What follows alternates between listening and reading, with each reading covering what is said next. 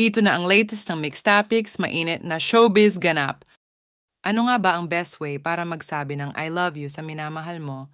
Pinag-usapan ang twinning vintage shirts nila, Catherine Bernardo at Alden Richards, dahil maraming mga netizens ang nakapansin ng parehong damit na suot ng Kath Den. Sa kakalabas lang na naggagwapuhang photos ni Alden sa Preview Magazine sa isang picture, suot ni Alden ang vintage shirt na may print na Mahal Kita, habang nakasuot din siya ng two-tone Wales Bonner tracksuit. Sa katunayan ay may fun fact ang vintage shirt na ito dahil kung maalala nyo noong 2019, sinuot din ng Asia superstar Catherine Bernardo ang isang oversized version nito para sa concert performance in Pechanga, California. Ang version ng damit ni Catherine Bernardo ay may mas simpleng design na isang classic na red, white, and blue colors. Kung parang pamilyar ang design, malamang na dumaan o baka naka-check-in na kayo sa Mahal Kita Drive-In and Restaurant sa Pasay City. Dahil sa twinning shirt ng Kath Den, kinilig naman ang mga fans nila dahil kung tatanungin mo sina Catherine Bernardo at Alden Richards, mas mabuting ipakita ang pagmamahal kaysa sabihin ito at mayroon silang perfect statement shirt para sa isa't isa. Samantala, dumako naman tayo sa nag-viral ngayon sa social media na video ng panayam ng Stars Photog kay Romel Padilla kung saan inamin nitong ipinagdadasal niya na magkabalikan sina Catherine Bernardo at Daniel Padilla. Ito nang nasabi ni Romel sa interview. Talagang nangyayari yan dumadating yung puntong nagkakasubukan. Pero para sa akin, I still pray na sana dumating yung panahon na magkita sila ulit, magkaunawaan dahil napakalaking panahon yung nilaan nila. Pinagdadasal ko na sana manumbalik pa ang kanilang pagmamahalan. Dahil sa statement na ito ng ama ni Daniel na si Mr. Romel Padilla, maraming mga netizens ang nagtaas ng kilay at hindi napigilan ang sarili na hindi maglabas ng opinion at comments. Ito ang mga comments ng mga netizens. Kath is way better off without the person who takes advantage of her kindness and understanding. She is in a better state now without anyone controlling her growth and potential.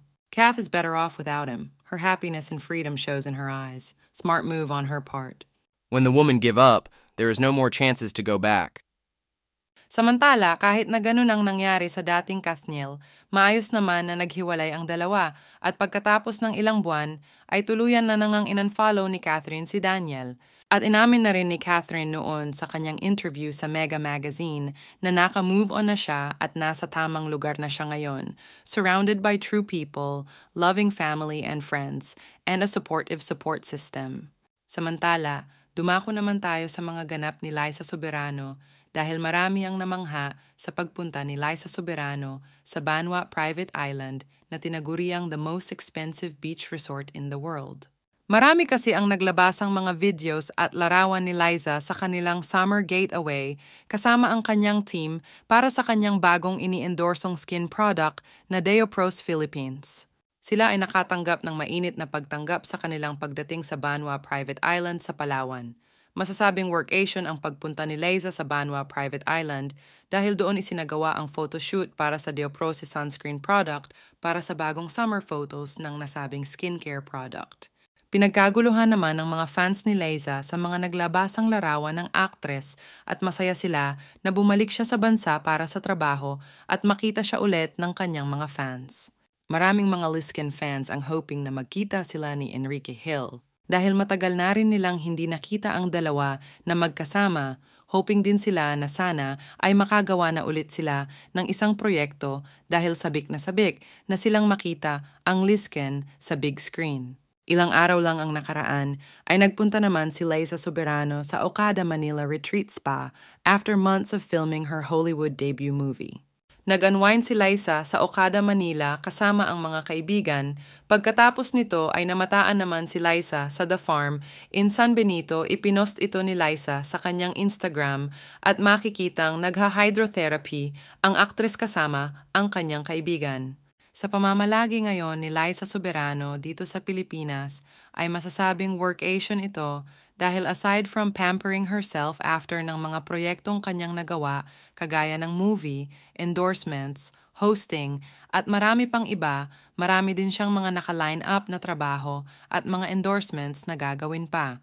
Samantala, since umuwi ng Pilipinas si Liza, marami namang mga Lisken fans ang umaasa na makita nilang magkasama ang dating love team at namimiss na rin nila ang mga proyekto nilang dalawa at sana ay mapanood daw ulit nila ang Lizken sa isang pelikula. Ang huling ginawang movie ni Enrique Hill ay ang Big Bird. Hindi man nakauwi si Liza Soberano noong premiere night ng movie ni Enrique Hill. Sinabi naman na full support pa rin ang aktres dahil nagkataon na very busy noon ang aktres sa Hollywood debut movie niyang Lisa Frankenstein. Marami din ang nagtatanong kung magkasama ba ang Lizken sa mga ganap ni Liza sa pagta-travel ngayon. Dahil nakikita nila ang aktor na si Enrique Hill sa magkaibang lokasyon kagaya nung nakaraan na namataan si Ken sa Green Hills at si Liza naman ay sinusulit ang summer sa mga beach at resort na kanyang binisita.